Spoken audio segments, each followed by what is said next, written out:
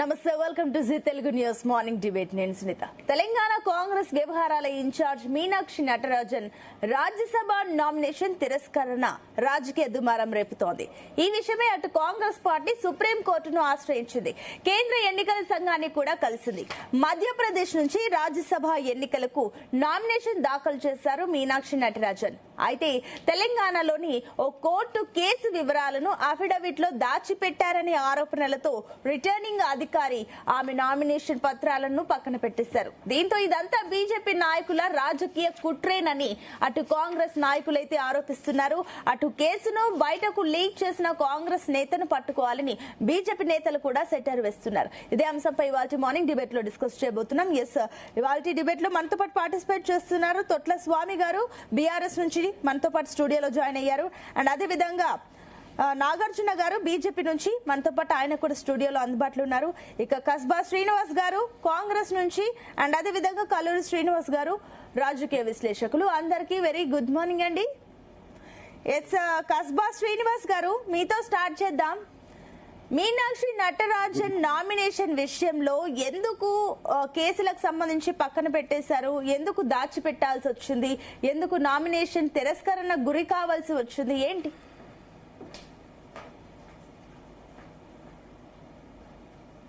చెప్పండి శ్రీనివాస్ గారు. మీకు మాతో పాటు ప్యానెల్లో ఉన్నటువంటి మిత్రులకు, ఈటీవీ మిత్రులకు మా వాయిస్ క్లియర్ ఉందా అండి? ఎస్ ఉందండి, ఉందండి, చెప్పండి. హలో, చెప్పండి శ్రీనివాస్ గారు. మా వాయిస్ క్లియర్ ఉందా? ఉందండి, చెప్పండి. మీకు మాతో పాటు ప్యానెల్లో ఉన్న మిత్రులకు, జీటీవీ వీక్షకులకు అందరికి కూడా శుభోదయం. Good morning. శుభోదయం. ఇప్పుడు మీనాక్షి నటరాజన్ గారు, మా వాయిస్ మీకు రీచ్ అవుతుందండి? రీచ్ అవుతుందండి, మాట్లాడండి, మీరు చెప్పండి. హలో, ఎస్ చెప్పండి శ్రీనివాస్ గారు. మీనాక్షి నటరాజన్ గారి యొక్క రాజ్యసభ నామినేషన్ తిరస్కరణ అనేది పూర్తిగా రాజకీయమైనటువంటి కుట్ర. సీట్ చోరీ కిందికి వస్తుంది. రాజ్యసభలో వారికి సరైనటువంటి బలము లేదు కాబట్టి ఎక్కడ వీలైతే అక్కడ అడ్డదిడ్డంగా సీట్లు కైవసం చేసుకునే ప్రయత్నంలో భారతీయ జనతా పార్టీ ఉన్నది అనడానికి ఇది ప్రత్యక్ష నిదర్శనం. 2 సంవత్సరాలకు పైబడి శిక్ష పడే ఉన్నటువంటి కేసులు మాత్రమే అఫిడవిట్ లో పేర్కొనాలని దాంట్లో ఉన్నటువంటి విధానము.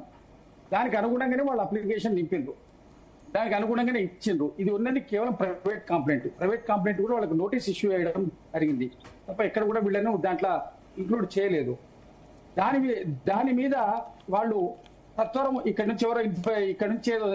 ఇక్కడ రాష్ట్ర భారతీయ జనతా పార్టీ నుంచి ఇన్ఫర్మేషన్ ఇవ్వగానే అక్కడ వెంటనే పెట్టేసి అక్కడ ఉన్నటువంటి ఎన్నికల అధికారి దాన్ని తిరస్కరించడం, దాన్ని సరి అయినటువంటి నిజ నిర్ధారణ చేయకుండా తిరస్కరించేసారు. ఇది ఒకసారి ఎన్నికల అధికారి తిరస్కరించిన తర్వాత దాన్ని ఎవరు కూడా దాన్ని కన్సిడర్ చేసేటువంటి అవకాశం లేదు కాబట్టి మళ్ళీ కోర్టుకు పోవాల్సిందే. దీన్ని ఏదో విధంగా ఇష్యూ పెండింగ్ లో పెట్టాలి. అక్కడ వాళ్లకు పోటీ ఉన్నది ఆ సీటుకు కాబట్టి కాంగ్రెస్ పార్టీకి ఆ సీటు దక్కకుండా చేయాలి అనేటువంటి, ఒక సీటు కాంగ్రెస్ పార్టీకి ఈజీగా వచ్చే అవకాశం ఉంటే దాన్ని దక్కకుండా చేయాలి అనేటువంటి అంశం కోసము చేసినటువంటి ఒక టెక్నికల్ ట్రిక్ ఇది. దీన్ని ప్రజలంతా గమనిస్తున్నారు. సరి అయినటువంటి ప్రాతినిధ్యం అక్కడ శాసనసభలో ఉన్నప్పుడు మాకు చెందాల్సినటువంటి సీటును వాళ్ళు చోరీ చేసే ప్రయత్నంలో భాగంగా జరిగినటువంటి కుట్ర తప్ప ఇక్కడ వేరే ఏం లేదు. ఇది బోను నిరాధారమైనటువంటి ఆధారాలు ఇక్కడ ఉన్నటువంటి రాష్ట్ర కాంగ్రెస్ కు సంబంధించిన వాళ్ళు ఇచ్చిందని అక్కడికి మధ్యప్రదేశ్ సంబంధించిన సీనియర్ నాయకులు, భారతీయ జనతా పార్టీ నాయకులు వ్యాఖ్యానించారు. అది శుద్ధ తప్పు. ఇక్కడ మీనాక్షి నటరాజన్ గారిని అందరూ అన్ని వర్గాల వాళ్ళు అభిమానిస్తారు. కారణం ఆమె ఒక గాంధేయవాది, సైద్ధాంతికంగా ఉండేటువంటి వ్యక్తి, చాలా సామాన్యమైనటువంటి జీవితాన్ని గడిపేటువంటి ఒక గొప్ప నాయకురాలు. ఈ రోజుల్లో ఈ తరాల్లో అలాంటి నాయకులను చూడడం కష్టం. అలాంటి నాయకులను ఎగువ సభలో ఉంచాలనేటువంటి ఒక సదుద్దేశంతో కాంగ్రెస్ పార్టీ ఇస్తే అలాంటి నాయకులు రాకూడదు. కేవలం ఎగువ సభ అంటే సంపన్నులకు, వాళ్ళ చుట్టూండే బడే బాబులకు మాత్రమే అవి దక్కాలనేటువంటి దానికోసం Bharatiya Janata party application reject చేసింది. వాడు ఏ విధమైనటువంటి దానికి బేషజాలు లేకుండా చేసింది. 2 సంవత్సరాల బీజేపీ ఎందుకు అఫిడవిట్ ని క్యాన్సిల్ చేస్తుంది? ఈసీ కదా. ఈసీ అండి, ఈసీ మొత్తం ఈసీ, ఈడీ అన్ని కూడా వాళ్లకు జేబు సంస్థలు అయిపోయినాయి. భారతీయ జనతా వాళ్ళ స్వతంత్ర ప్రతిపత్తితోటి నిర్వహించేటువంటి పరిస్థితిలో వాళ్ళని ఉంచలేదు. పూర్తిగా వాళ్ళ కరసన్నం లోపల న్యాయ వ్యవస్థను కూడా నడుపుతున్నారనే అనేకమైనటువంటి ఆరోపణలు పేపర్లలో మీడియాలో వస్తుంది, మనం అందరం చూస్తున్నాం. సరే, కానీ అఫిడవిట్ లో కేసు వివరాలు ఎందుకు మెన్షన్ చేయలేదు? కేసు 2 సంవత్సరాల పైబడినటువంటి శిక్ష పడేదానికి ఉన్న సెక్షన్స్ ఉన్న కేసును మాత్రమే ఇంక్లూడ్ చేయాలి అని దాంట్లో ఎన్నికల నియమావళిలో ఉన్నటువంటిది అది దానికి అనుగుణంగానే ఫిలప్ చేసిండ్రు.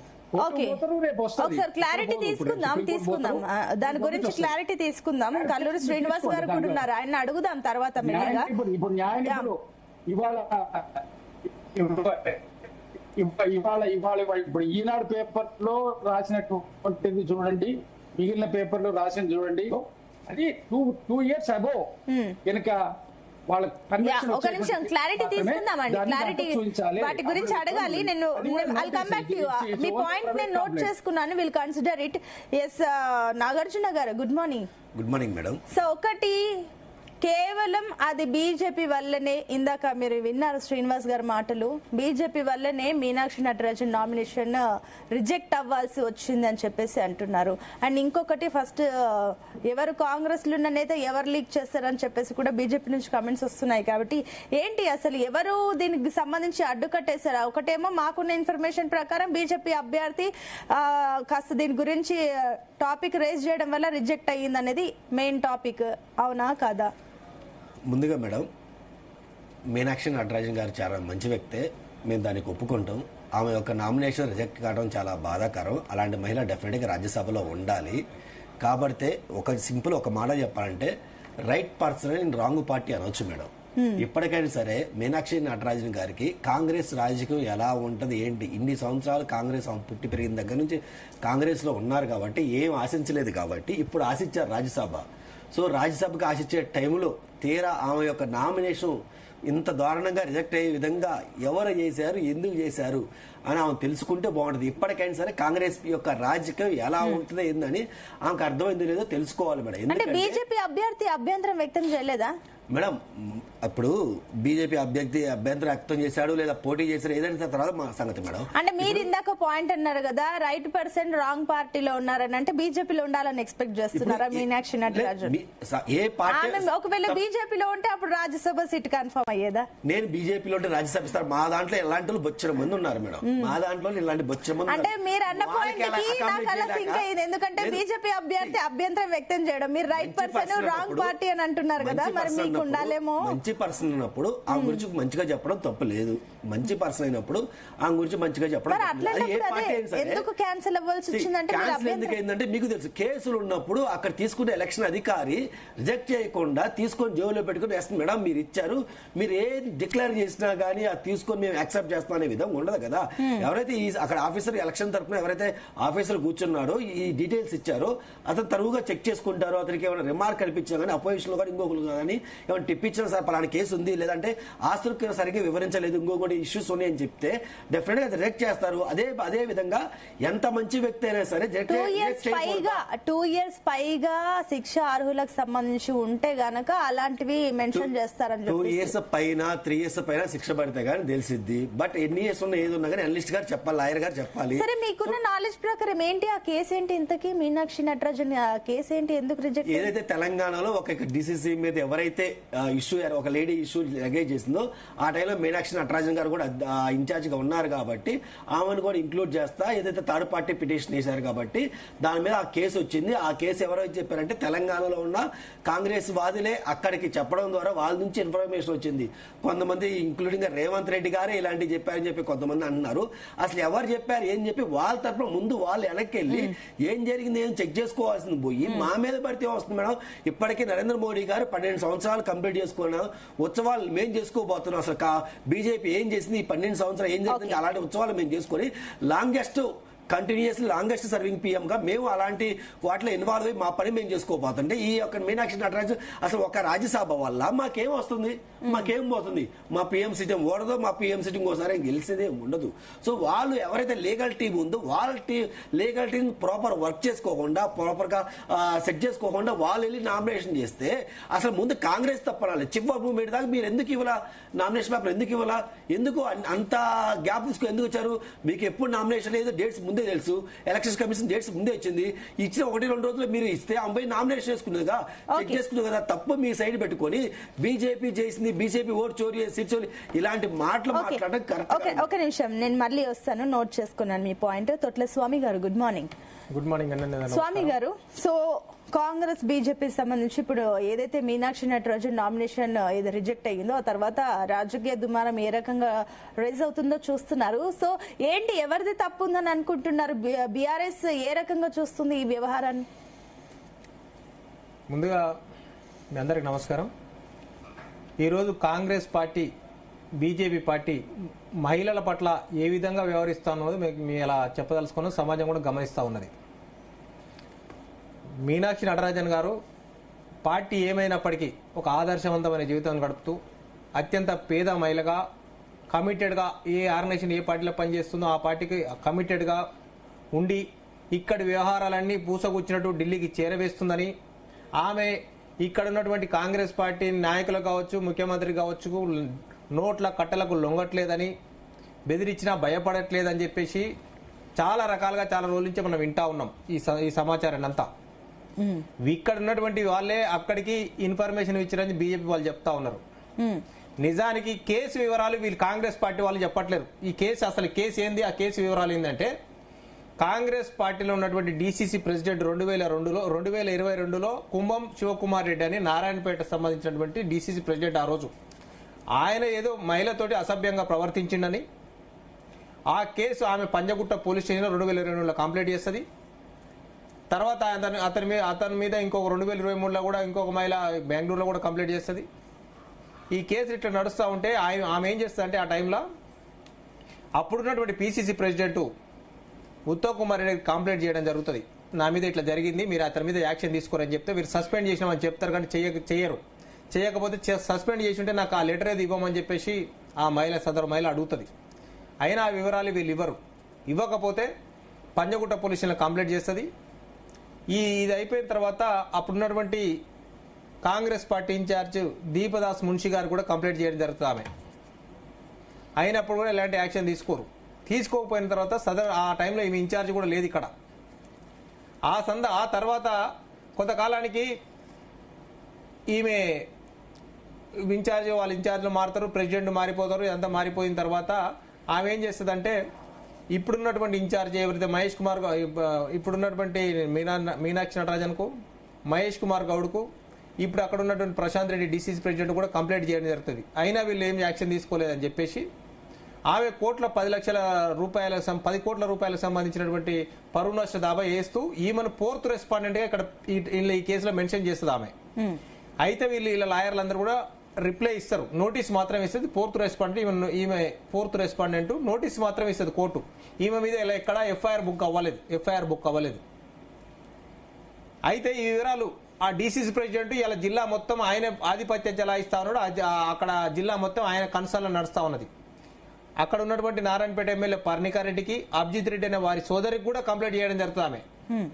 అయినా కూడా ఎలాంటి యాక్షన్ చేసుకోక ఈ రోజు జిల్లా మొత్తం ఆ శివకుమార్ రెడ్డి ఆధ్వర్యంలో నడుస్తా ఉన్నది. కాంగ్రెస్ పార్టీ ఆయన మీద ఎలాంటి చర్యలు తీసుకోలే. ఎందుకు చెప్తా ఉన్నామంటే మహిళ కంప్లైంట్ చేస్తే మహిళకు అన్యాయం జరిగిందని చెప్తే కాంగ్రెస్ పార్టీ ఆ మహిళ మీద ఎలా సానుభూతి చూపిందా, లేకపోతే ఆ మీద ఎలాంటి చర్యలు తీసుకోకుండా ఆ మహిళను పట్టించుకోకుండా ఆ మహిళ పట్ల ఎలా వ్యవహరించిందో మీరు అర్థం చేసుకోవాలా ప్రజలందరూ. ఈ రోజు మీనాక్షి నటరాజన్ గారు సాధారణ జీవితం గడుపుతూ ఎవరికి లొంగకుండా, ఇలా డబ్బు కట్టకు లొంగకుండా ఆమె నిజాయితీగా ఇక్కడ ఉన్నటువంటి పిన్ టు పిన్ అన్ని కూడా ఈ అంశాలన్నీ ముఖ్యమంత్రి గారు చేసే వ్యవహారాలన్నీ కూడా ఢిల్లీకి చేరవేస్తుందని కోపం ఉంది. 2, ఇక్కడ ఉన్నటువంటి కాంగ్రెస్ పార్టీ నాయకులకు మధ్యప్రదేశ్ లో పవర్ ప్లాంట్లు ఉన్నాయి, చాలా వ్యాపారాలు నడుపుతా ఉన్నారు, ఇక్కడ కాంట్రాక్ట్లు చేస్తా ఉన్నారు ఇక్కడ కాంగ్రెస్ పార్టీ నాయకులు, ప్రభుత్వంలో ప్రముఖ నాయకులంతా. వీరు వారితో బీజేపీ వారితో కుమ్మక్కయ్యని చెప్పేసి మాకు చాలా స్పష్టంగా కనపడతా ఉన్నది. ఎఫ్ఐఆర్ కూడా ఆమె పేరు మీద బుక్ కాకుండా ఈ రోజు మహిళా బిల్ తీసుకొస్తామని చెప్తున్నటువంటి బీజేపీ ముఖ్యమంత్రి గారు వారు అనుచరలేదు. వారు వెనుక ఎవరున్నాడు ముఖ్యమంత్రి, వారి దగ్గర అనుచరలే. నేను చెప్తా ఏ అంశాల మీద అతి తొందర స్పందించినటువంటి ముఖ్యమంత్రి గారు స్పందించడం.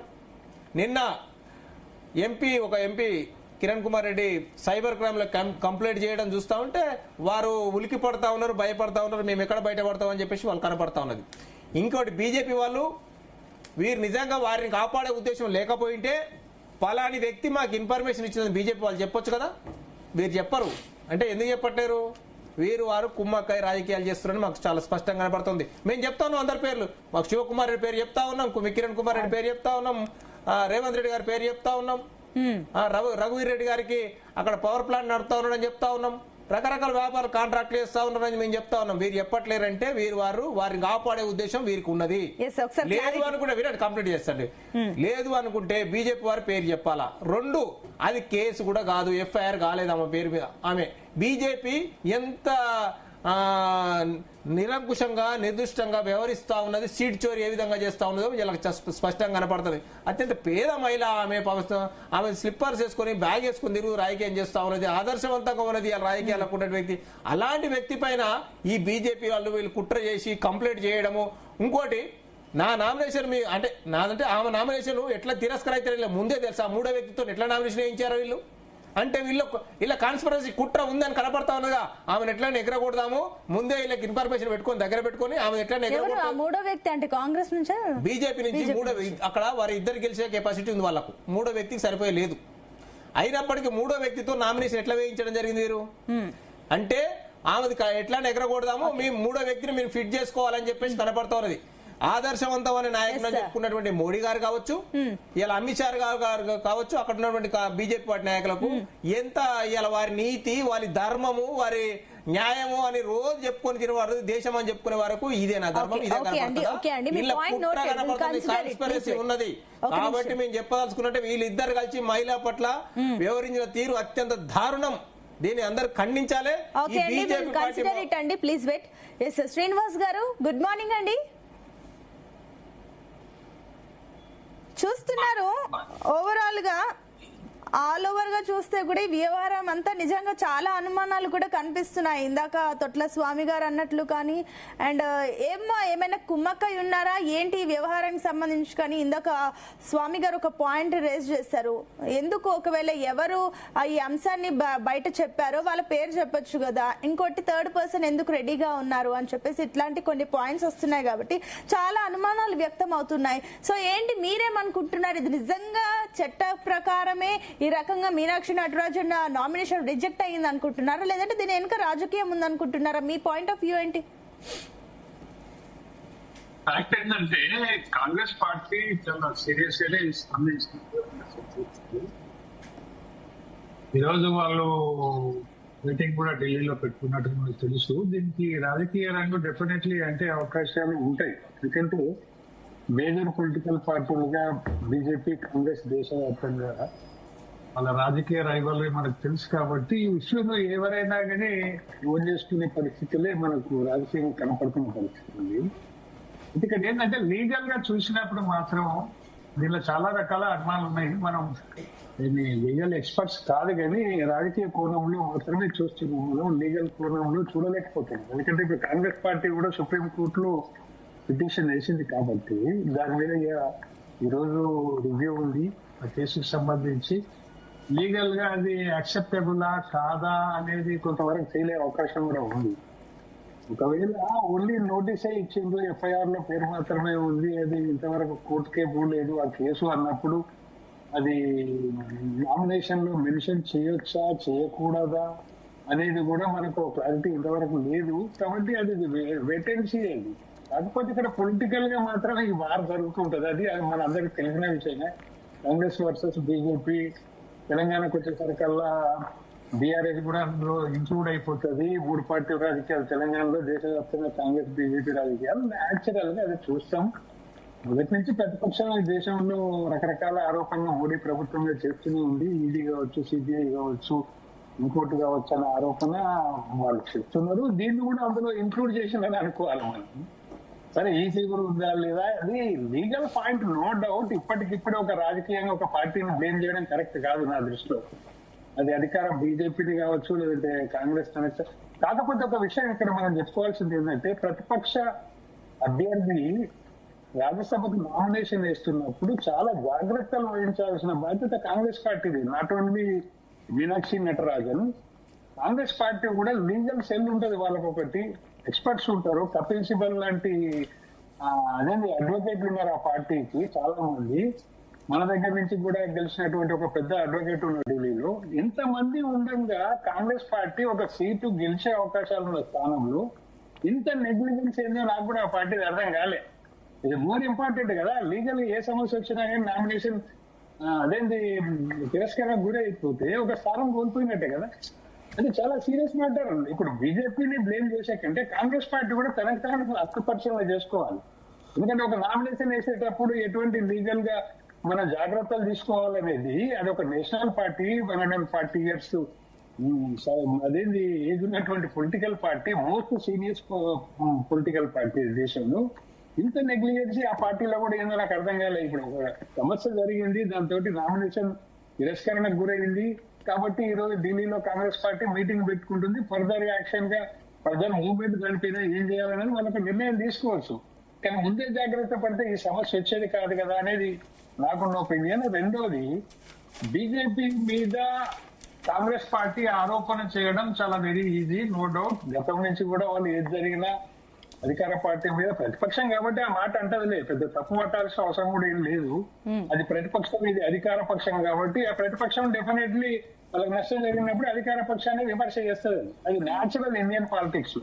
కాబట్టి దాన్ని మనం పెద్దగా సీరియస్ గా తీసుకోవాల్సిన అవసరం లేదు. కానీ సుప్రీం కోర్టులో పిటిషన్ అవుతుందో ఈ రోజు రివ్యూ ఉంది కాబట్టి దాని మీద ఏమన్నా ఫర్దర్ గా మనకి ఏమన్నా కొంత ఇన్ఫర్మేషన్ వచ్చే అవకాశం ఉంది. నిజంగానే ఆ రిజెక్ట్ అయిన నామినేషన్ ను మళ్ళీ యాక్సెప్ట్ చేస్తారా, లేదు ఇది ఎఫ్ఐఆర్ లో పేరున్నది కాబట్టి నామినేషన్ లో రాయలేదు కాబట్టి నామినేషన్ లో రాయాల్సిందే అలాంటి రూల్ ఉంది అని కోర్టు గుట్ల ఏమైనా రూలింగ్ ఇస్తే అప్పుడు రిజెక్ట్ కావచ్చు. లేదు అది పెద్దకున్నా కానీ నామినేషన్ యాక్సెప్ట్ చేయొచ్చు అని సుప్రీంకోర్టు చెప్పగలిగితే డెఫినెట్లీ ఆమె రీఎలెక్ట్ అయ్యే అవకాశం ఉంది. ఆమె నామినేషన్ ను అదేంటి పాస్ చేసే అవకాశాలు కూడా ఉంటాయి. అంటే రెండు కోణాలు ఉన్నాయి, ఒక కోణం అని మనం చెప్పలేము. నిజంగానే ఆమె నామినేషన్ కరెక్టే ఉందని సుప్రీంకోర్టు చెప్పగలిగితే ఇది ఈసీ మీద పెద్ద బ్లేమ్ అనే చెప్పాలి. ఎలక్షన్ కమిషన్ చాలా జాగ్రత్తగా నిర్ణయాలు తీసుకోవాలి. ఎందుకు తొందరపడ్డది నిజమేనా, సరే ఫ్యాక్ట్ ఉండొచ్చు, చట్టపరంగా ఉంటేనే ఈసీ కూడా అటువంటి నిర్ణయం తీసుకొని ఉండొచ్చు. అంటే ఒకటి శ్రీనివాస్ గారు, ఇంకొక అంశం కూడా వస్తుంది మీరు అన్నట్లు కూడా. ఒకటి ఏంటంటే అఫిడవిట్ లో గనక సమాచారం అన్ని కరెక్ట్ గా లేకపోయినా రద్దయ్యే ఛాన్సెస్ ఉన్నాయంటే, ఎందుకంటే చాలా మటుకు గతంలో ఎవరు నామినేషన్ వేసినా ఇట్లాంటి విమర్శలు వచ్చాయి. అంటే సమాచారం తప్పుగా ఉంది, అఫిడవిట్ లో కరెక్ట్ గా లేదని చాలా విమర్శలు వచ్చిన సందర్భాలు ఉన్నాయి. అయినా కూడా వాళ్ళు వెళ్లి టికెట్లతో వెళ్లి గెలిచి బయటకు వచ్చిన వాళ్ళు కూడా ఉన్నారు. బట్ మీనాక్షి నటరాజన్ కేసులో అలా కనిపించలేదు. అంటే దీని వెనకేమైనా రాజకీయం ఉందనుకోవచ్చా, లేదంటే నిజంగానే ఇలాంటి కఠినంగా ఉంటుందనుకోవచ్చా? రాజకీయాలు ఎలాగో ఉంటాయి, అవి వాటిని మనం ఆపలేము, బ్రేక్ చేయలేము. కాంగ్రెస్ అయినా బీజేపీ అయినా దీని మీద రాజకీయాలు సహజంగానే ఉంటాయి. అది పెద్ద బిగ్ క్వశ్చన్ కాదు. ఇప్పుడు ఆమె నామినేషన్ ను రిజెక్ట్ అయిన నామినేషన్ ను దానిపైన సుప్రీంకోర్టు ఏం చెప్తుంది అనేది వెరీ ఇంట్రెస్టింగ్. ఇప్పుడు అది చెప్పేది ఏంటంటే, ఇప్పుడు నిజంగానే ఈసీ మీద ఇన్ని రకాల ఆరోపణలు ప్రతిపక్షం చేస్తూ వస్తున్నది ఈ రోజే కాదు. అన్ని ఎన్నికల ముందు ఈసీ మీద ఆరోపణలు చేయడం ఒక అలవాటుగా ప్రతిపక్షం ప్రధానంగా కాంగ్రెస్ పార్టీకి ఉన్నది. మనం బెంగాల్లో కావచ్చు, బీహార్ లో కావచ్చు, అనేక అసెంబ్లీ ఎన్నికల్లో వాళ్ళ ఆరోపణలు చూస్తూ వస్తున్నాం. కాబట్టి ఇది కూడా ఆ రకంగానే మనం చూడాల్సిన పరిస్థితి ఉందా, నిజంగానే రిజెక్షన్ లో ఏమైనా పొరపాటు ఈసీదే ఉందా? ఒకవేళ ఈసీదే పొరపాటు ఉందని సుప్రీంకోర్టు ఏమైనా చెప్పగలిగితే డెఫినెట్ గా ఇది ఈసీ మీద ఒక పెద్ద బిగ్ బ్లేమే. అంటే ఇంకొకటి సెక్షన్ 33 ప్రకారం గనక ఇది 2 years అబో కేసు పడే ఛాన్సెస్ ఉన్నాయి, శిక్ష పడే ఛాన్స్ ఉంటేనే అలాంటిది వివరించాలని చెప్పేసి ఇందాక శ్రీనివాస్ గారు అన్నారు. అండ్ ఇంకొకటి ఏంటంటే కూడా, సరే ఈ కేసుకు సంబంధించి కూడా చూస్తుంటే సిబిఆర్టీ పరువు నష్టం కేసులో 2 సంవత్సరాల జైలు శిక్ష ఎవరికైనా పడుతుందా, అంత సిబిఆర్టీ ఉందా అన్న క్వశ్చన్స్ కూడా రేజ్ అవుతున్నాయి. ఇప్పుడు ఆ విషయం మేడం, ఇక్కడ ఆ విషయం ఎవరు చెప్తున్నారు? ఢిల్లీలో కపిల్ సిబ్బల్ చెప్తున్నాడు, సుప్రీంకోర్టు చెప్పలేదు. సుప్రీంకోర్టు చెప్పింది కాదు. ఇప్పుడు మన కాంగ్రెస్ నాయకులు, మన కాంగ్రెస్ నాయకులు కూడా చెప్పింది, కపిల్ సిబ్బల్ చెప్పిందనే కోర్టు చేసిన వాళ్ళు. కాబట్టి ఇది లీగలా ఇల్లీగలా, లేకపోతే కపిల్ సిబ్బల్ చెప్పిందే రాజ్యాంగ చట్టం కాదు కదా. సుప్రీంకోర్టు ఏం చెప్తుంది అనేది ముఖ్యం. కాబట్టి ఆయన అందరిలో కపిల్ సిబ్బల్ ఏం చెప్పిండు, 2 years వరకు జైలు శిక్ష పడేది ఉంటేనే అటువంటి దాన్ని నామినేషన్ లో మెన్షన్ చేయాలని అంటుండ్రు. ఓన్లీ నోటీసులు మాత్రమే ఇచ్చినది 2 years శిక్ష పడే కేసు కూడా కాదు అనేది కపిల్ సిబ్బల్ వాదన, నో డౌట్. ఒకవేళ అది కూడా ఓన్లీ ఎఫ్ఐఆర్ బుక్ అయి ఉన్నా, అందులో ఆమె పేరు ఉన్నా దాన్ని మెన్షన్ చేయాల్సిందే నామినేషన్ లో అని అటువంటి రూల్ ఏమైనా ఉన్నప్పుడు ఖచ్చితంగా ఆమె రిజెక్ట్ అయితే. లేదు కపిల్ సిబ్బల్ చెప్పిందే నిజమే అయితే ఆమె నామినేషన్ మళ్ళీ తిరిగి పార్టీ చేయాల్సిన అవసరం కూడా వస్తుంది. మనం అట్లా కూడా కొట్టేయలేము. కాబట్టి రెండు ఆస్పెక్ట్స్ ఉన్నాయి ఇలా, ఏది నిజం అనేది. నేను అనుకుంటున్నా ఈసీ అంతా బ్లైండ్ గా చేయకపోవచ్చు అని అనుకున్నా. కాకపోతే ఇదే కపిల్ సిబ్బల్ ఇప్పుడు చెప్తున్నాడు తప్ప నిజంగానే నామినేషన్ వేసేటప్పుడు వాటిని జాగ్రత్తగా పరిశీలించాల్సింది ఒక లీగల్ సెల్ అనేది కాంగ్రెస్ పార్టీకి ఒకటి ఉంటది. మరి వాళ్ళు అయినా కానీ సరిగా నామినేషన్ ఎందుకు చూడలేకపోయిందో, నిజంగానే అది ఎఫ్ఐఆర్ లో పేరున్నంత మాత్రాన ఏం కాదని అది వదిలేసిందా, నిజంగానే తెలిసి కూడా వదిలేసిందా, తెలియక వదిలేసిందా అనేది మనకు తెలియదు. అది కాంగ్రెస్ పార్టీకి తెలవాల్సిన విషయం. ఉత్తల వాళ్ళని బ్లేమ్ చేసే కంటే ముందు కాంగ్రెస్ పార్టీ తనకు తాను కూడా లీగల్ గా అటువంటి పాయింట్లను గుర్తించి నామినేషన్ వేయిస్తే బాగుండేది అనేది నా అభిప్రాయం. బ్లేమ్ చేయడం, ఇప్పుడు సంఘటన జరిగిపోయింది, తర్వాత పొలిటికల్ గా బ్లేమ్ చేయడం అనేది వెరీ ఈజీ ఏ పార్టీకి అయినా కానీ, అది బీజేపీకి అయినా కాంగ్రెస్ కి అయినా ఇంకెవరికైనా. కాబట్టి ఈ బ్లేమ్ గేమ్లు రెగ్యులర్ గా జరుగుతాయండి మన దగ్గర, అనుమానమే లేదు. ఇప్పుడు ఈసీ శల్య పరీక్షకు సిద్ధమైందని చెప్పాలి. సుప్రీం కోర్టు చెప్పే డిసిషన్ మీద చాలా వరకు డిపెండ్ అయి ఉంటది. నిజంగానే అది 2 years బిలో శిక్ష పడే కేసే అయితే ఆమెకి ఏమీ కాదు నిజానికి. లేదు 2 years మెన్షన్ అది కంపల్సరీ దాన్ని ఆధారం చేసుకుని నామినేషన్ లో ఫిల్అప్ చేయాలంటే అది వేరే కేసు. లేదు అసలు నామినేషన్ నీకు ఎఫ్ఐఆర్ లో పేరు ఉంటేనే నామినేషన్ లో కూడా మెన్షన్ చేయాలనేది ఉంటే మాత్రం ఆమె nomination definitely. Let it SIT it for a while అండి, ఒక్క నిమిషం. శ్రీనివాస్ గారు, కస్బా శ్రీనివాస్ గారు పాయింట్ విన్నారు. ఒక పాయింట్ అండి, సహజంగానే శ్రీనివాస్ గారు అన్న మాటలు వాస్తవమే. సహజంగా ఒక 10th క్లాస్ విద్యార్థి ఎగ్జామ్కి వెళ్తేనే అన్ని ఉన్నాయా లేదా, హాల్ టికెట్, పెన్ను, పేపరు అన్ని ఉన్నాయా, 1-2 సార్లు అన్ని చెక్ చేసుకుంటూ వెళ్తారు. అలాంటిది చట్టసభల్లోకి వెళ్ళడానికి సంబంధించి, ఇంత పెద్ద నామినేషన్ కి సంబంధించి కనీసం బ్యాక్గ్రౌండ్ ఇవన్నీ చూసుకోవాల్సింది కదా. నామినేషన్ వేసే ముందు ఇవన్నీ ఒకసారి క్రాస్ చెక్ చేసుకోవాల్సింది కదా. ఇలాంటి క్వశ్చన్స్ కూడా రేజ్ అవుతాయి. ఎందుకు కాంగ్రెస్ అక్కడ నెగ్లెక్ట్ ఉంది? ఆయన ఇందాక నాగార్జున గారు కూడా ఒక పాయింట్ అన్నారు, లాస్ట్ మినిట్ మీకు చాలా టైం ఉన్నప్పుడు లాస్ట్ మినిట్ లో ఎందుకు ఆవిడకి నామినేషన్ ఇచ్చారు, ముందే చెప్తే ఆమె కూడా ప్రిపేర్ అయి ఉంటది కదా అని చెప్పేసి ఈ పాయింట్లకు ఒకసారి క్లారిటీస్ ఇవ్వండి. నాగార్జున గారు చెప్పిండ్రు, స్వామి గారు చెప్పిండ్రు, మన విశ్లేషకులు శ్రీనివాస్ గారు చెప్పిండ్రు. ప్రజా ప్రాతినిధ్య చట్టం ప్రకారము 2 సంవత్సరాలకు పైపడి శిక్ష ఉండేటువంటి, అంటే కపిల్ సిపాల్ గారు చెప్పింది వర్డిక్ట్ ఆయన చెప్పింది జడ్జిమెంట్ కాదు. But at the same time ప్రజా ప్రాతినిధ్య చట్టానికి దానికి లోబడి సుప్రీంకోర్టు కూడా మాట్లాడుతుంది. చట్టంలో ఉన్న విషయమే సుప్రీంకోర్టు అయినా రేపు చెప్తుంది అని వారు ఒక సీనియర్ అడ్వకేట్ గా వారు చెప్పిండ్రు. ప్రజా ప్రాతినిధ్య చట్టం ప్రకారం 2 ఏళ్లకు పైబడి శిక్ష ఉండేటువంటి కేసులను కంపల్సరీ మీరు దాంట్లో అప్లికేషన్ లో పెట్టాలి. ఒక నియమము. కన్వెక్షన్ అంటే దాని మీద శిక్ష పడి ఉన్నటువంటి ఉంటే వాటిని పెట్టాలి. వాటి శిక్ష అన్ని పడ్డ అనేక కేసుల్లో కూడా వాళ్లకు పోటీ చేసే అర్హత ఉండకుండా ఉండేది అనేది లేదు. దాంట్లో ఆ సీవియర్ సెక్షన్స్ లో ఉన్నటువంటి వాటిని ఉంటే మాత్రమే వాళ్లకు పోటీ చేసే అధికారం ఉండదు. అలాంటివి ఉంటే ప్రస్తావించాలి. సరే, కన్వెక్షన్స్ ఏమున్నా చెప్పాలి, మీ లోపల ఉన్నటువంటి కేసులు దీని పైన ఉన్నటువంటి సెక్షన్స్ ఉంటే చెప్పాలని ప్రజా ప్రాతినిధ్య చట్టంలో ఉన్నటువంటి అంశం. ఇది ఇప్పుడు విశ్లేషకులు శ్రీనివాస్ గారు చెప్పినటువంటి అంశం ఏంటంటే, మీరు అన్నారు 10th క్లాస్ వెళ్లే వాళ్ళే అన్ని చూసుకొని పోతారు, తర్వాత మరి వీళ్ళు ఎందుకు చేయలేదని. నాగార్జున గారు మా ప్రత్యర్థి పార్టీలో ఉన్నటువంటి నాగార్జున గారే దానికి వివరణ ఇచ్చారు. లాస్ట్ మినిట్ లో టికెట్ డిక్లేర్ చేయడం జరిగింది. దాంట్లో కొంత సమయభావం ఉండొచ్చు, ఒక పాయింట్. రెండోది, ఒక రాజకీయ నాయకుడు ఆ రాష్ట్రానికి సంబంధించినటువంటి కేసుల వరకు ఎక్కువ ప్రాధాన్యత ఇస్తారు. అనేక రాష్ట్రాల్లో ఇన్ఛార్జిగా పోయేటువంటి వ్యక్తుల మీద ఎక్కడెక్కడో కేసులు పెడతారు. ఇప్పుడు ధర్నా చేస్తాం, ధర్నా చేసి దాంట్లో కేసు పెడతాం.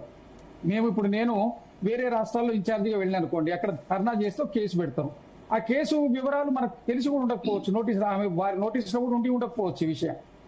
ఇక్కడ ఉన్నటువంటి లీగల్ సెల్ ఆమె కాంటాక్ట్ చేస్తుంది అనగానే ఇక ఆమె మీద, ఆమె నిజంగా కూడా వివాదరహితమైనటువంటి వ్యక్తి. ఆమె మీద ఏదో ఉంటదని కొద్ది ఇగ్నోరెన్స్. అంటే మీకు తెలుసు నటరాజన్ పేరు ముందే గనక వస్తే మీ పార్టీలో నేతలే వ్యతిరేకిస్తారని చెప్పేసి లాస్ట్ మినిట్ లో చెప్పారు. మీకు తెలుసు లేదు ఒకటండి, వాళ్ళ ఇగ్నోరెన్స్ వాళ్ళకి తెలియదు. ఆమె నోటీస్ లో కూడా ఉండకపోవచ్చు.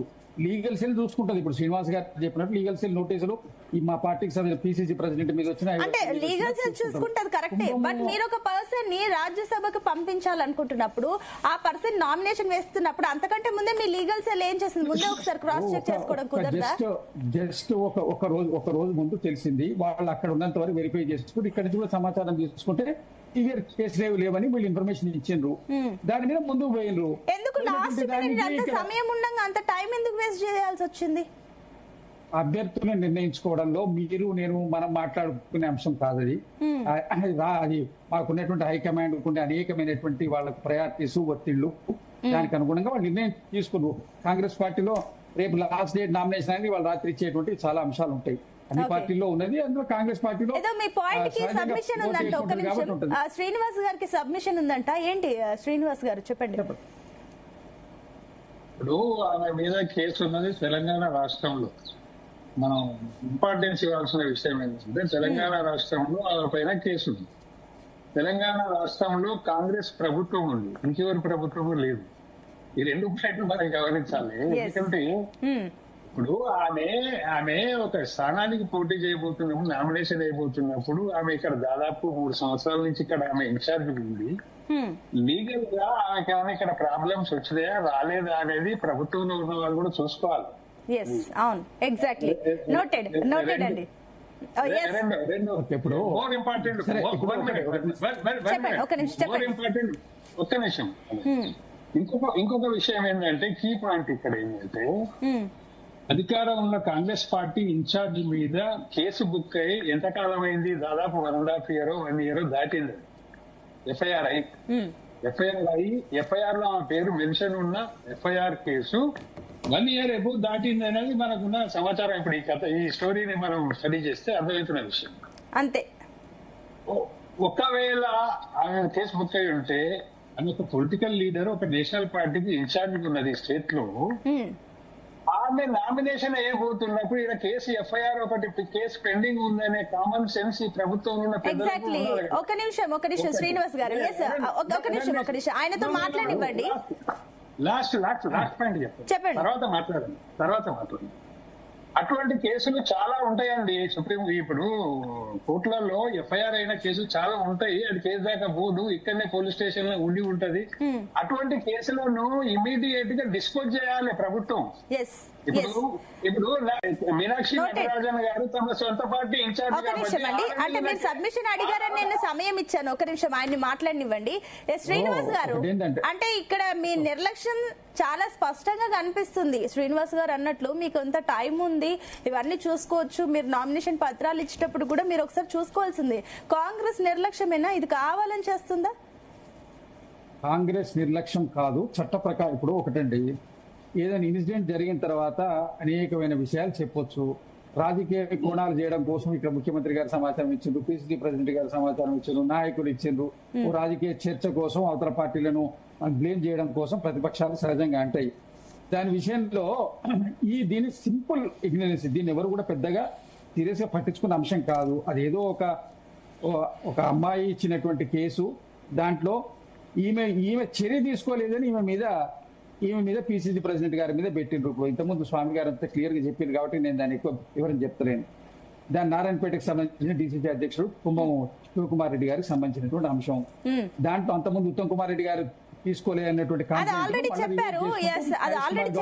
కానీ మీరెందుకు చెక్ చేసుకోలేదు అనేది ప్రశ్న. ఇప్పుడు అది ఆల్రెడీ ఇద్దరు మాట్లాడారు, మళ్ళీ మీరు మళ్ళా టైం వేస్ట్ కాబట్టి మీకు చెప్తున్నా. దాని గురించి మీరు ఇన్నిసార్లు ఎన్ని అడిగినా ఆ కేసు దీని చట్ట పరిధిలోకి దీంట్లో ఇంక్లూడ్ సుప్రీంకి వెళ్ళాలి. ఒక పాయింట్ అయితే చెప్పండి. ఏఐసిసి సుప్రీం కు వెళ్ళాలని డిసైడ్ అయింది. మీరు ఈ రోజు అత్యవసర భేటీ పెట్టారు. ఏం మీటింగ్ లో అందులో ఏం మాట్లాడతారో విషయాలు తర్వాత బయటకు వస్తాయి. కానీ అంతకంటే ముందు సుప్రీం కు వెళ్ళాలంటే ఫస్ట్ మీ దగ్గర ఉన్న ఒక స్ట్రాంగ్ పాయింట్స్ ఉండాలి కదా. ఏంటి ఆ స్ట్రాంగ్ పాయింట్స్ ఏంటి? ఒకటే ఇదే 2 years అబో కేసు. అబో కేసు మాత్రమే ఇంప్లీట్ చేయాలి. నాగార్జున గారు ఒక పాయింట్, నాగార్జున గారు ఒక పాయింట్. ఒక నిమిషం మళ్ళీ నెక్స్ట్ నాగార్జున గారు మాట్లాడిన తర్వాత మీరు అందులో మెన్షన్ చేయొచ్చు. ఒక నిమిషం మీకు టైం దొరుకుతుంది అప్పుడు. ఇందాక స్వామి గారు ఒక పాయింట్ అన్నారు. సరే మీరు వాట్ ఎవర్, ఇది రాజకీయం కాదు, అది వాళ్ళకి సంబంధించి వాళ్ళే చెక్ చేసుకోవాలి, ఇంటి దొంగ వాళ్ళే పట్టుకోవాలి, వాళ్ళే లీక్ చేశారని చెప్పేసి మీరు ఇది అన్నారు కాబట్టి, సరే వాట్ ఎవర్, మీకు రావాల్సిన 2 స్థానాలు, 3వ అభ్యర్థి ఎందుకు రెడీగా ఉన్నారు అంటే మీకు ఆల్రెడీ ముందే తెలుసా అక్కడ ఒకటి రిజెక్ట్ అవుతుంది, మేము ఇక్కడ పెట్టొచ్చు అని చెప్పేసి. నిజంగా స్వామి గారు అన్నట్లు ఏమైనా మరి కాంగ్రెస్ బీజేపీ ఏమైనా కుమ్మక్కై రాజకీయాలు చేస్తున్న అనుమానాలు కూడా వస్తున్నాయి కాబట్టి ఒకసారి క్లారిటీ ఇవ్వండి. మేడం ఒకటి గుర్తుంచుకోవాలి, మొదట మనం ఇందాక మా బీఆర్ఎస్ మిత్రులుగా అన్నారు, ఇది ప్రజాస్వామ్యంలో గెలుపు ఓటములు మీరు నేను కదా డిసైడ్ చేస్తుంది. ఏదైనా నిన్న కాక మొన్న ఎలక్షన్ జరిగితే 2023లో ఎలక్షన్ జరిగితే సీఎంగా కేసీఆర్ ఓడిపోతారని మేము ముందు చెప్పినాం. మరి వీళ్ళు నామినేషన్ వేయకుండా పోటీ చేయకుండా ఉండొచ్చు. ఎందుకు పోటీ చేశారు? ప్రజల్లోకి వెళ్తారు, ప్రజలు గెలుపు ఓటములు డిసైడ్ చేస్తారు. అలాగే మాకు అవకాశం ఉంది. రాజ్యాంగం ఏం చెప్తుంది? ఒక అభ్యర్థి రాజ్యసభ నామినేషన్ వేయాలంటే మీరు ఓడిపోతారంటే వేయొద్దు అని చెప్పి రాజ్యాంగంలో ఎక్కడ రాయలా. రాజ్యాంగం ఏం చేశారు? మీకు ప్రాపర్ నామినేషన్ చేయడానికి ప్రాపర్ ఎమ్మెల్యేల సపోర్ట్ ఉంటే వాళ్ళ సిగ్నేచర్ తీసుకొని మీరు రాజ్యసభగా నామినేషన్ వేయండి. గెలుపు ఓటములు మీరు ఎలక్షన్కి వెళ్ళిన తర్వాత ఆ రిమైనింగ్ ఎమ్మెల్యే అభ్యర్థికి మీకు నచ్చిన అభ్యర్థికి వాళ్ళు ఓటేస్తారు. కాబట్టి ఒకవేళ మీరు నచ్చిన అభ్యర్థి బెటర్ అభ్యర్థి అయితే కాంగ్రెస్ మీ పార్టీకి 2 సీట్లే అక్కడ కావాల్సి, మీకు 2 సీట్లే ఉన్నాయి లెక్క ప్రకారం, సంఖ్యాబలం ప్రకారం మీకు 2 సీట్లు వస్తాయి, కాంగ్రెస్ కి సంబంధించి వస్తాయి. కానీ అక్కడ ఒకటి క్యాన్సిల్ అవుతుంది, మీరు ఒకటి వేయాలి అని చెప్పేసి థర్డ్ పర్సన్ ని బీజేపీ ఆల్రెడీ రెడీగా పెట్టుకోవడం వెనకని అనుమానం వస్తుంది. ఒక్క నిమిషం, క్యాన్సిల్ అయిద్దని చెప్పి మీరు థర్డ్ పర్సన్ పెట్టలా. మొదలు మీరు గుర్తుంచుకోండి, మాకు థర్డ్ పర్సన్ పెట్టాల్సినటువంటి నామినేషన్ కి అవసరమైన ఎమ్మెల్యే సపోర్ట్ ఉంది కాబట్టి, బలం ఉంది కాబట్టి అది వేసిను. మరి ఆ ఎమ్మెల్యేలతో గెలుస్తూ ఓడిపోతాం సెకండరీ.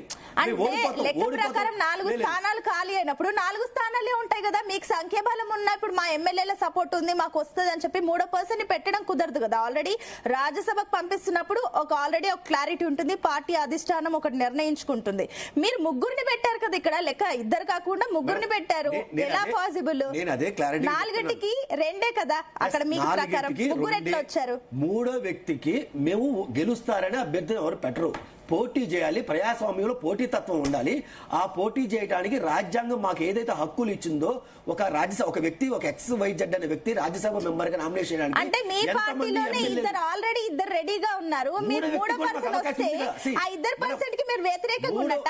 3వ వ్యక్తి అంటే మీ పార్టీ బీజేపీ 2 రాజ్యసభ అభ్యర్థులకి మీరు వ్యతిరేకంగా ఉన్నారా? ఆల్రెడీ 2కి ఒకవేళ ఎవరికైనా తక్కువ వస్తే 2 ఎవరో ఒకరు డ్రాప్ అవ్వాల్సి వస్తుంది కదా. మీరు క్లారిటీగా వినండి, మేము 3వ వ్యక్తిని ఎందుకు పెట్టినామని మీరు క్వశ్చన్. మేమేం చెప్తున్నాం? ప్రజాస్వామ్యంలో పోటీ చేసే రైట్ మాకుంది. మీరు పోటీ చేయాలంటే ఆ ముగ్గురులో ఎవరైనా పక్కకు సైడ్ చేయాలనే ఛాన్స్ ఉందా మీకు? మేడం, గెలుపు ఓటములు కామను. అలా అంటే వేరే రాష్ట్రాల్లో కూడా చాలాసార్లు పెట్టిను. మా రాజ్యసభ అభ్యర్థి ఓడిపోయారు. రిమైనింగ్ ఎమ్మెల్యేలు ఎవరు మాకు, కాంగ్రెస్ ఇంకొక పార్టీ ఎమ్మెల్యేలు ఎవరు మాకు ఓటైనప్పుడు మేము ఓడిపోయారు. కాబట్టి అభ్యర్థి పెట్టడం అనేది ప్రజాస్వామ్యంలో మాకున్న హక్కు, మాకున్న రైట్. మా రైట్ కూడా మేము వదులుకోమంటాం. ఎమ్మెల్యేల సపోర్ట్ ఉన్నా లేకపోయినా యాజ్ అ రైట్ మాకు ఉంది కాబట్టి మేము నిలబెట్టాలి. కాబట్టి నిలబెట్టును. నిన్న వైస్ ప్రెసిడెంట్ ఎలక్షన్ లో కాంగ్రెస్ పార్టీకి సపోర్ట్ లేకపోయినా వాళ్ళ అభ్యర్థి నిలబెట్టారుగా. ఎందుకు నిలబెట్టారు? అంతకుముందు ప్రధానమంత్రి మీద నో కాంబినేషన్ మోషన్ వీళ్ళు మూవ్ చేశారు. ఎందుకు మూవ్ చేశారు? అది కదా మాట్లాడాల్సింది.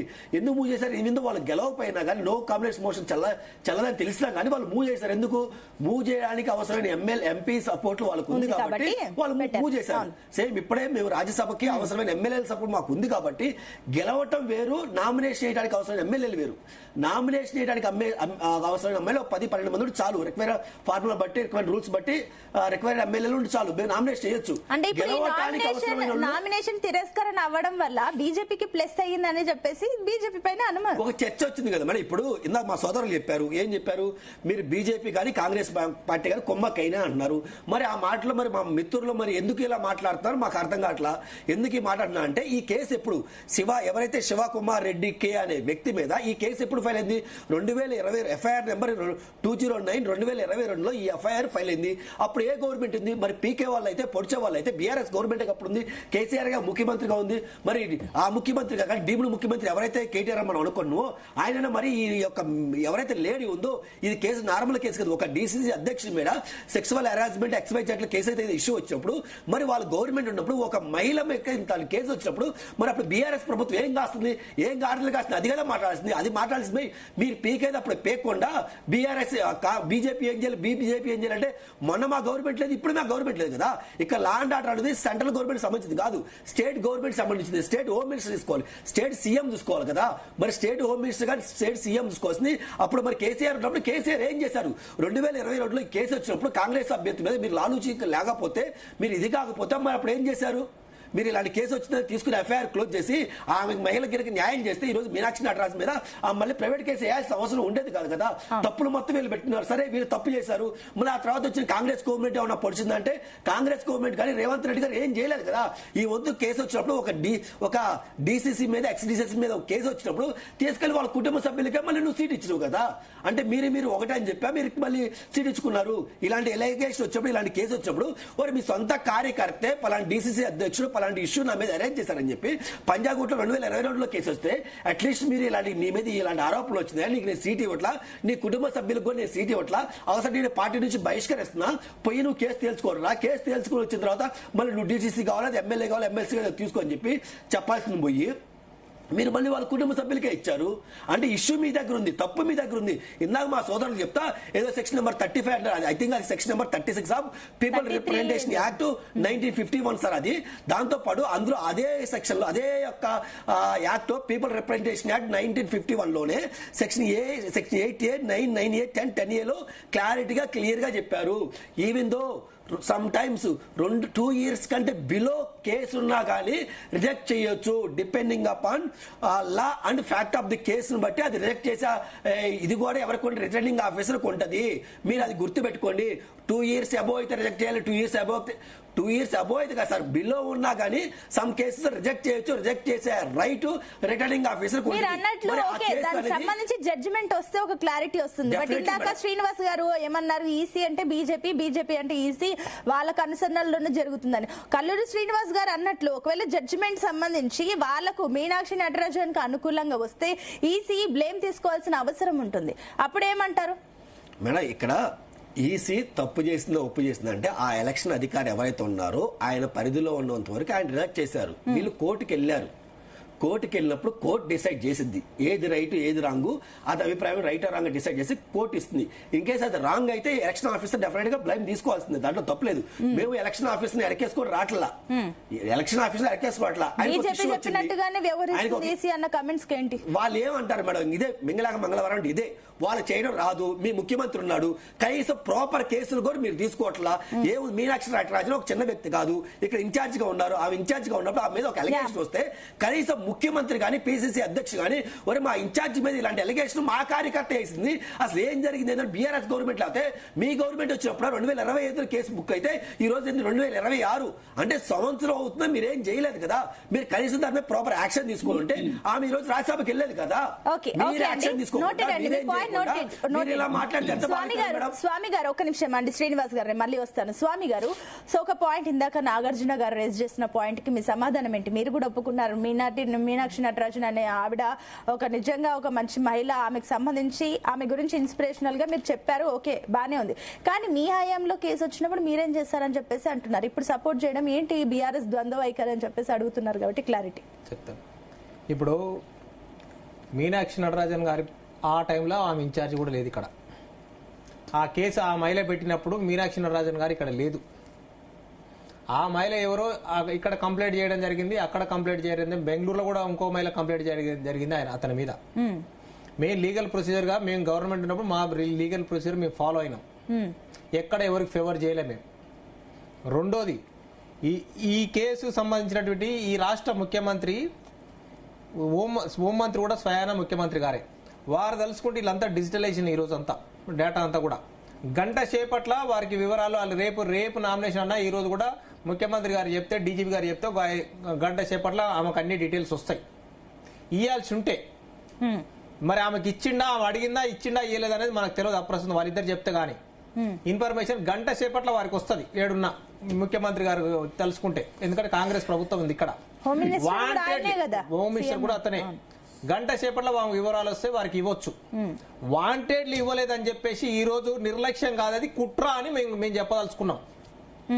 రెండు, మీరు మిత్రులు మాట్లాడుతూ ఉంటారు బీఆర్ఎస్ ను మీరు చేయాల్సింది కేసు పెట్టాలంటే, మీకు జనరల్ ఎలక్షన్ కు పోటీ చేసే స్వేచ్ఛ ప్రెసిడెంట్ కు లేదంటే నో కాన్ఫిడెన్స్ మోషన్ మూవ్ చేస్తా అనుకున్నటువంటి వేరు. రాజ్యసభలో సర్టన్ బలం ఉంటే తప్ప పెట్టిర్రంటేనే వాళ్ళను మీ దిక్కు ఆకర్షించుదామని ఒక కుట్రను ఉండాలి.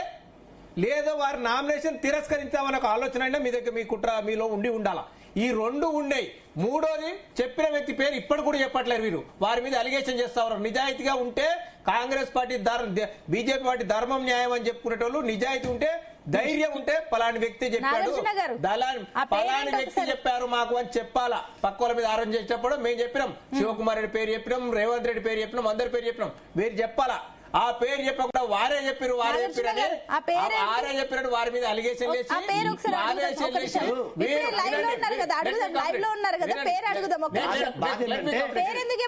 ఆయన అన్నట్లు పేరెందుకు చెప్పట్లేదు? బాధ ఏంటంటే బీఆర్ఎస్ బాధ ఏంటంటే మేము అదే చెప్తున్నాం సోదరా. ఇప్పుడు కాంగ్రెస్ పార్టీ అయ్యో నామినేషన్ తిరస్కరిందే, మీనాక్షి నరసింహ వెళ్ళలేదే అని మీ బాధపడుతున్నారు. ఎందుకు బాధపడతారు? మీకెందుకంత ఉలిక్కిపాటు? కాంగ్రెస్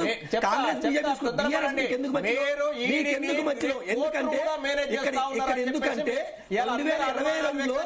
2022లో వినండి ఇప్పుడు ఏంటంటే కేసీఆర్ గారు ఫామ్ హౌస్ నుంచి బయటకు రాట్లా, అపోజిషన్ వాళ్ళు ఫెయిల్ అయ్యారు. మేము ఫైట్ చేస్తున్నాం. రేపు మళ్ళీ మా గవర్నమెంట్ వచ్చే అవకాశం ఉంది కాబట్టి ఏం చేయాలో తెలియక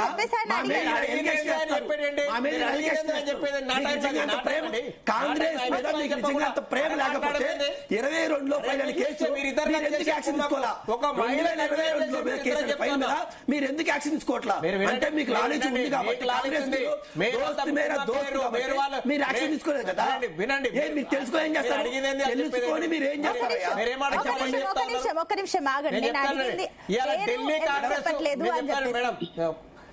ఢిల్లీ కాంగ్రెస్ ధర్నా చేస్తా ఉంది, తెలంగాణ కాంగ్రెస్ ఏమో కుట్ర చేస్తా ఉంది. ఇక్కడ ఢిల్లీ కాంగ్రెస్ తెలంగాణ కాంగ్రెస్ డిఫరెంట్ గా వ్యవహరిస్తా అని చెప్పేసి మనకు కనపడతా ఉన్నది ఈ రోజు. ఎందుకంటే బడేబాయి చోటేబాయి అనేటువంటి వ్యక్తి నేను కలుస్తా, ముఖ్యమంత్రి కేసీఆర్ గారు ఉన్నప్పుడు కలవకపోవడం వల్ల రాష్ట్రం అభివృద్ధి చెందాలని రకరకాల స్పీచ్లు ఇచ్చి రోజు పోయి సాయంత్రం పొద్దుగాల కలిసి వచ్చినటువంటి ఈ ముఖ్యమంత్రి గారు ఈ రాష్ట్రానికి ఏమి నిధులు తెచ్చిండో వాళ్ళు ఇచ్చిన వీరు చెప్పకుండా వారితో తెలంగాణ కాంగ్రెస్ ఏమో కుట్ర చేసింది, ఢిల్లీ కాంగ్రెస్ ధర్నా చేస్తా ఉందని మేము ఆరోపణలు చేస్తా ఉన్నాం. అది కాదు అని చెప్పేసి వీరు చెప్పాలి.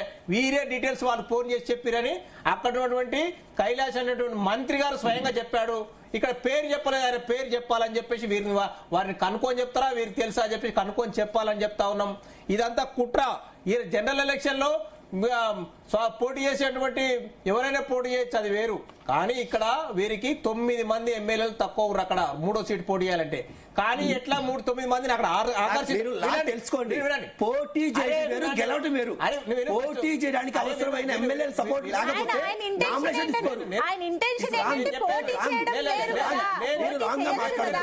అది తప్పు.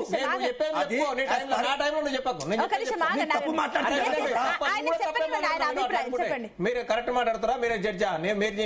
మీ వర్షం మీరు చెప్తారా? చిన్న పాయింట్ అది, పాయింట్ మీ పాయింట్ నీకు మంచిగా అనిపిస్తుంది. నాకేమనిపిస్తుంది తెలుసా? 9 మంది మీరు గుంజుదామని ఒక ముడుపులు చూపి ఆశ చూపి గుంజుదామని ఒక ఆలోచన, మీరు గుంజుదామని మీ భయం లేకపోతే మీరు వాళ్ళు మీ ప్రలోభాలు పెట్టిరని చెప్పేసి కూడా కాంగ్రెస్ అక్కడ ఉన్నటువంటి పిసిసి ప్రెసిడెంట్ వాళ్ళు అలిగేషన్ చేసి మీ మీద వారు ఎమ్మెల్యేలు తీసుకొచ్చి బెంగళూరులో పెట్టుకుర్రు. మీరు అక్కడ ఉన్నటువంటి గుంజే ప్రయత్నం చేస్తున్నారని చెప్పేసి మీ భయానికి వాళ్ళకి ఇన్ఫర్మేషన్ వచ్చిందని చెప్పి వాళ్ళు బెంగళూరులో పెట్టుకున్నారు.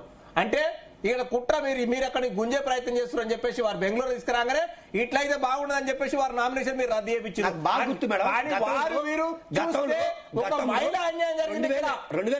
రేవంత్ రెడ్డి కుట్రలకు మోడీ గారు 2014లో గెలిచినప్పుడు 2014 బాగా గుర్తు, 2014లో కేసీఆర్ గారు ముఖ్యమంత్రిగా గెలిచినప్పుడు అక్కడ ఎమ్మెల్సీ ఎలక్షన్ వస్తే కరెక్ట్ గా కోకటిపల్లి ఎమ్మెల్యే మాధవరం కృష్ణారావు గారిని తీసుకెళ్లి ఫామ్ హౌస్ లో పెట్టుకున్నారు. ఫామ్ హౌస్ లో పెట్టుకున్నారు మాధవరం కృష్ణారావు అనే వ్యక్తి, కోకటిపల్లి ఎమ్మెల్యే టీడీపీ వ్యక్తిని తీసుకెళ్లి ఫామ్ హౌస్ లో పెట్టుకున్నారు. ఎవరు పెట్టుకున్నారు? కేసీఆర్ గారు పెట్టుకున్నారు.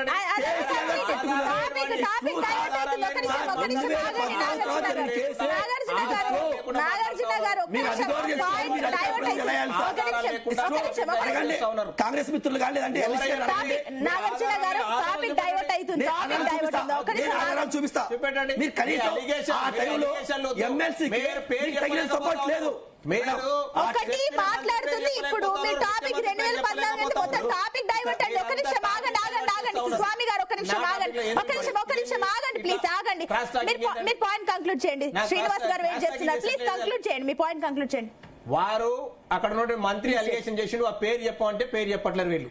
ఆ పేరు చెప్పకుండా కేసీఆర్ గురించి తీసుకొస్తా ఉన్నారు. ఇక్కడ జరిగే చర్చ మీనాక్షి నటరాజన్ రాజ్యసభ నామినేషన్ ఎందుకు తిరస్కారం జరుగుతుందని చెప్పేసి మనం ఇలా ప్రో కాన్సెస్ మీద డిస్కషన్ జరుగుతుంది.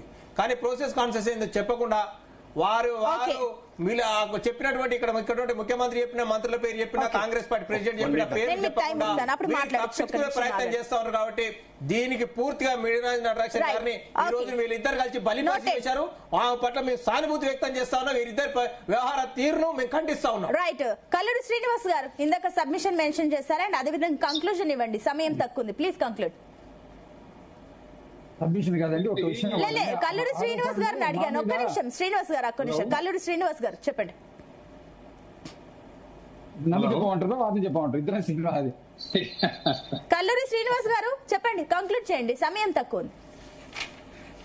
ఒకటండి, కానీ సర్ప్రైజింగ్ మనం తెలంగాణలో వెతకాలి, తర్వాత మధ్యప్రదేశ్ లో ఏంది రెండో చూడాలి. ఇప్పుడు ఎందుకంటే తెలంగాణ రాష్ట్రానికి సంబంధం ఉంది కాబట్టి ఆమె ఒక ఇన్ఛార్జ్ ఇక్కడ కాంగ్రెస్ పార్టీకి తెలంగాణకి సంబంధించి ఆ విషయాన్ని, ఎందుకంటే ఇంకోటి కాంగ్రెస్ పార్టీ ఇక్కడ అధికారంలో కూడా ఉంది.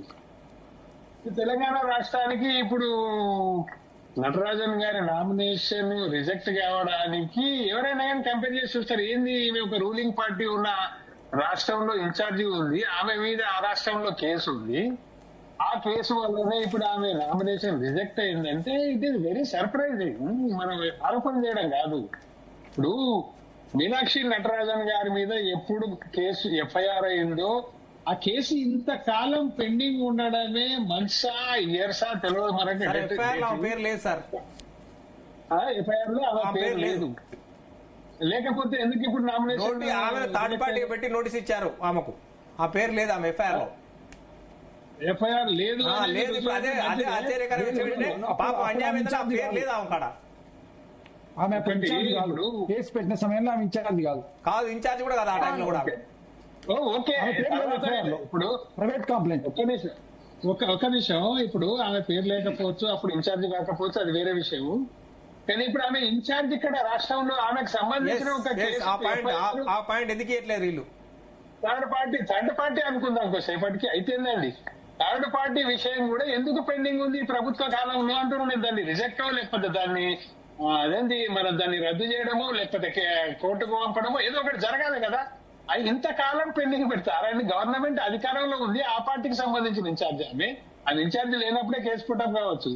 ఆమెకు ఇప్పుడు రాజ్యసభకు పోతుందనేది పార్టీ తరఫున తెలిసినప్పుడు ఇన్ని లిటిగేషన్లు ఉన్నప్పుడు ఇంత నెగ్లిజెన్సీ తెలంగాణ రాష్ట్రంలో అధికార పార్టీ ఉండడం అనేది it is no doubt it is surprising. ఎందుకు కాదండి, ఆమె కేసుని ఎప్పుడో కొట్టేయాలి అసలు వాస్తవంగా ఈ ప్రభుత్వం. రేవంత్ ప్రభుత్వం ఆ మీద ఉన్నటువంటి థర్డ్ పార్టీ కేసు అయినా పర్వాలేదు, దాన్ని కొట్టేయాలి కదా. Third party, first party, second party, అది చట్టానికి ఒప్పుకుంటుందా ఒప్పుకోదా సుప్రీంకోర్టు తెలుస్తుంది. కానీ వాళ్ళు ఆగిపోయిందంటే దాని వల్ల ఈసీ అధికారులు దాంతో నిర్ణయం తీసుకుని రిజెక్ట్ చేసిన పరిస్థితి కదా. ఇంత నెగ్లిజెన్సీ రేవంత్ ప్రభుత్వం లేదండి. మళ్ళీ ఆ పార్టీకి సంబంధించిన రాజ్యసభ సభ్యురాలు పోటీ చేస్తున్నారు. ఆ మాత్రం దాని మీద అవగాహన లేకపోవడం అనేది ఇట్ ఈస్ వెరీ. ఇంకొకరిని బ్లేమ్ చేసే కంటే ముందు కాంగ్రెస్ పార్టీ కూడా తెలంగాణ రాష్ట్రంలో ఏం చేసింది ఇవాళ కాంగ్రెస్ పార్టీ అధిష్టానం కూడా ఆలోచన. శ్రీనివాస్ గారు నిజమే కదా, గవర్నమెంట్ మీదే, హోమ్ మినిస్టర్ కూడా రేవంత్ రెడ్డి, సీఎం రేవంత్ రెడ్డి ఎన్నుకుంటే ఇదంతా చేస్తున్నారన్న పాయింట్స్ కి క్లారిటీ. ఒక నిమిషం కల్లూరి శ్రీనివాస్ గారు, ఒక నిమిషం శ్రీనివాస్ గారు, టైం అయిపోయింది శ్రీనివాస్ గారు, ఆయన మాట్లాడిన తర్వాత టైం ఉంటే నేను మీతో మాట్లాడిస్తే ఒక్క నిమిషం ఆగండి శ్రీనివాస్ గారు. తెలంగాణలో ఉంది కాబట్టి అంత ఫ్రీ. ఇప్పుడు ఆ కేసు అనేది మీరు ఆరోపణల కోసం సమయం తీసుకుంటే సమాధానం చెప్పడానికి టైం ఇవ్వాలి కదండి. రైట్ శ్రీనివాస్ గారు చెప్పండి. అది కాదు, ఒక్కొక్క నిమిషం. వారందరూ ఆరోపణలు చేస్తుండ్రు, మా మీద చేస్తుండ్రు, మేము సమాధానం చెప్పండి టైం తక్కువ చెప్పండి. ఒక్క నిమిషం కల్లూరి శ్రీనివాస్ గారు, ఒక్క నిమిషం ఆగండి, సమయం తక్కువ ఉంది. ప్లీజ్ డోంట్ ఇంటరప్ట్ అండి శ్రీనివాస్ గారు, డోంట్ ఇంటరప్ట్ అండి. శ్రీనివాస్ గారు కంక్లూడ్ చేయండి మీరు. ఆగండి మీరు ఒక్క నిమిషం ఆగితే చెప్తాను నేను. ఇప్పుడు వాళ్ళు ఉన్నటువంటిది ఇట్లా ఏదో 10 నిమిషాలు వాళ్ళు పొడవ పెట్టుకోవడానికి ఇచ్చి మాకు వివరణ చెప్పడానికి టైం ఇవ్వకపోతే కాదు. అది మా మీద వచ్చిన అంశం మాకు సంబంధించిన విషయం.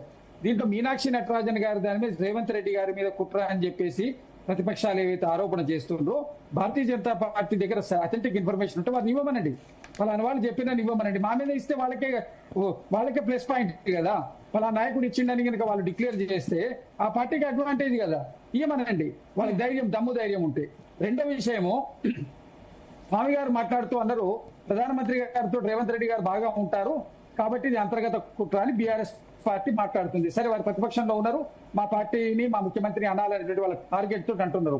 నేను అడుగుతున్నా, మీ యొక్క ముఖ్యమంత్రికి, మీ మాజీ ముఖ్యమంత్రి గారు చంద్రశేఖరరావు గారు ప్రధానమంత్రి గారు కనీస గౌరవం ఇవ్వకుండా ఉంటే మేము కూడా అదే విధంగా ఉండాలా? మీ పద్ధతిని మేము ఫాలో అప్ చేయాలా? మాకు ఒక ముఖ్యమంత్రిగా ఎన్టీ రామారావు గారు ఉన్నప్పుడు ఇందిరాగాంధీ గారు వస్తే వెళ్ళిండ్రు, రాజీవ్ గాంధీ గారు వస్తే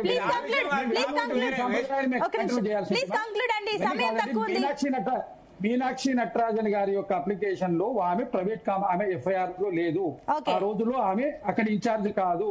2 సంవత్సరాల లోబడినటువంటి కేసును చూపాల్సిన అవసరం లేదని ప్రజా ప్రాతినిధ్య చట్టంలో ఉన్నది. రిజెక్ట్ చేయొచ్చని ఇప్పుడు మిత్రుడు నాగార్జున గారు ఏదైతే చెప్పారో అది శుద్ధ అబద్ధము. ఎందుకోసం అంటే ఆమె ఇప్పుడు కంప్లైంట్ అథారిటీ కాదు, ఆమె మీద ఎఫ్ఐఆర్ లేదు. ఇప్పుడు ఇన్ఛార్జ్ కంటిన్యూ చేయమని ఇస్తే నోటీస్ సర్వ్ అయింది. ఇప్పుడు వారు చెప్పిన శ్రీనివాస్ గారు పోలీస్ స్టేషన్ లో లేదండి ఈ కేసు, నా పెళ్లి కోర్టులో ఉంది. Okay, right.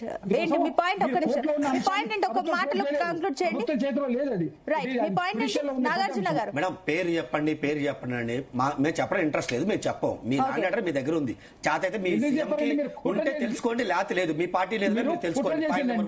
పాయింట్ నెంబర్ 2 గతంలో కూడా చెప్పట్లేదంటే మీకు వాళ్ళకి చేత కదా. హోమ్ మినిస్టర్ ఫెయిల్యూరా? హోమ్ మినిస్టర్ ఫెయిల్యూర్ ఒప్పుకోండి. రైట్ అండి. ఓకే, ఒక నాగార్జున గారు మీరన్న పాయింట్ ప్రకారం అన్నా కానీ సరే, రైట్ అండి. Thank you. డిబేట్ లో పార్టిసిపేట్ చేసిన అందరికి కూడా thank you so much. So మొత్తం మీద మీనాక్షి నటరాజన్ రాజ్యసభ అభ్యర్థితో నామినేషన్ తిరస్కరణ తర్వాత ఇది చట్టబద్ధంగా ఏ రకంగా ఉందో తెలియదు, కానీ ఫస్ట్ ఆఫ్ ఆల్ ఇది రాజకీయంగా మాత్రం దుమారం రేపుతుంది. మరి చూడాలి. ఏఐసిసి ఈ రోజు ఇమ్మీడియట్ మీటింగ్ అయితే పెట్టింది. మరి ఈ సమీక్షలో వాళ్ళు ఎలాంటి నిర్ణయాలు తీసుకుంటారో సుప్రీం కు వెళ్లాలని అనుకుంటుంది. కాబట్టి మరి మీనాక్షి నటరాజన్ విషయంలో ఈ విషయం ఎంత దూరం వెళ్తుంది, నిజంగానే సుప్రీం ఈ విషయంలో ఎలాంటి తీర్పు ఇవ్వబోతుందనే ఉత్కంఠ కూడా ఒక పక్క ఉంది. చూద్దాం. అప్పటి వరకు తెలంగాణ రాజకీయాలే కాదు, పూర్తిగా అటు భారత రాజకీయం కూడా మారిపోతుంది. మీనాక్షి నటరాజన్ వ్యవహారం అయితే చూద్దాం మరి ఈ విషయం ఇంకా ఎంత దూరం వెళ్తుందో. That's all for now. Keep watching Zee Telugu news.